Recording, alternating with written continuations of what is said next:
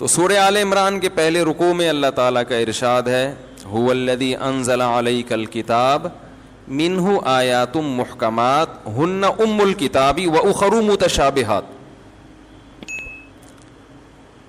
کہ اللہ وہ ذات ہے جس نے اپنے بندے پر کتاب نازل کی، منہ آیات محکمات،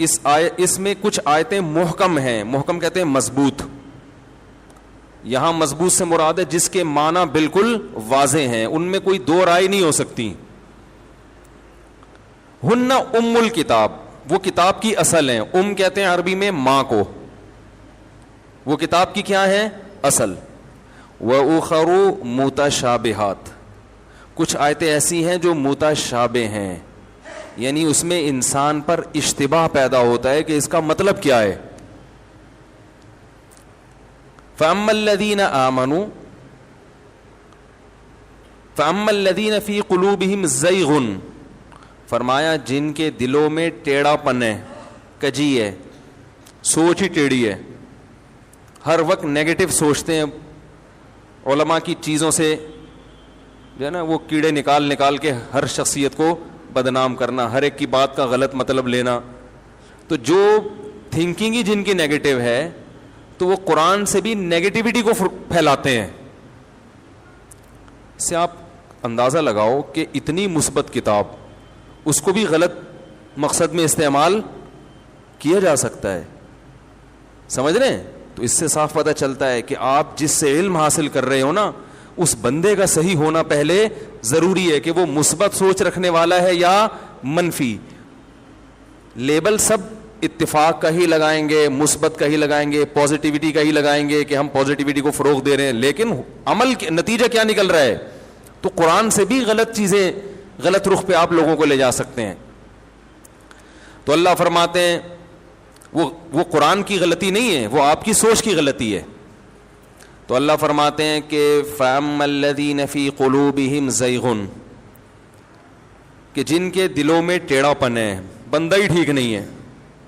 فَيَتَّبِعُونَ مَا تَشَابَهَ مِنْهُ، وہ ان آیتوں کے پیچھے پڑتے ہیں جو متشابہ ہیں، جن کا مفہوم واضح نہیں ہے۔ جو ام الکتاب ہے نا، جو اصل ہے، اصل کا مطلب یہ کہ متشابہ کو اس اصل پہ رکھا جائے گا، اس کی تشریح اس اصل کے مطابق کی جائے گی۔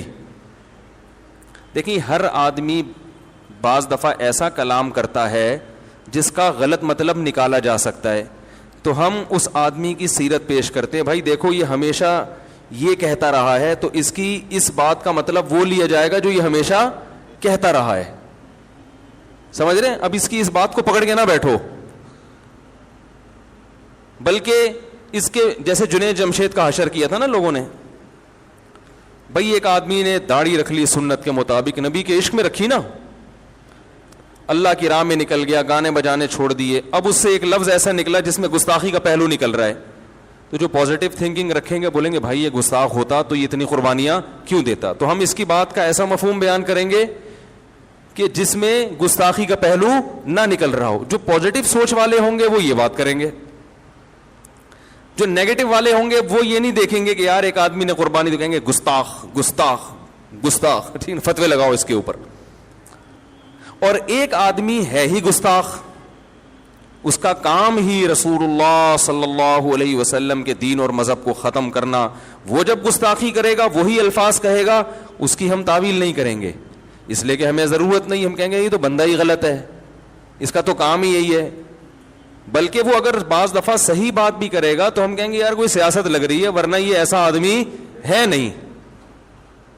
دو نمبر ہی کر رہا ہے۔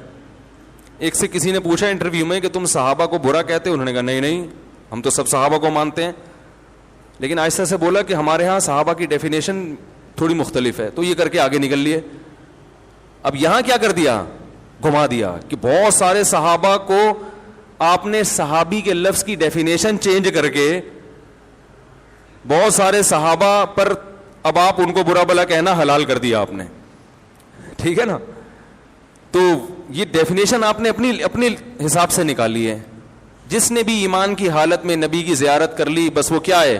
صحابی ہے، نبی کا ساتھی ہے۔ تو خیر، تو قرآن بھی کہہ رہا ہے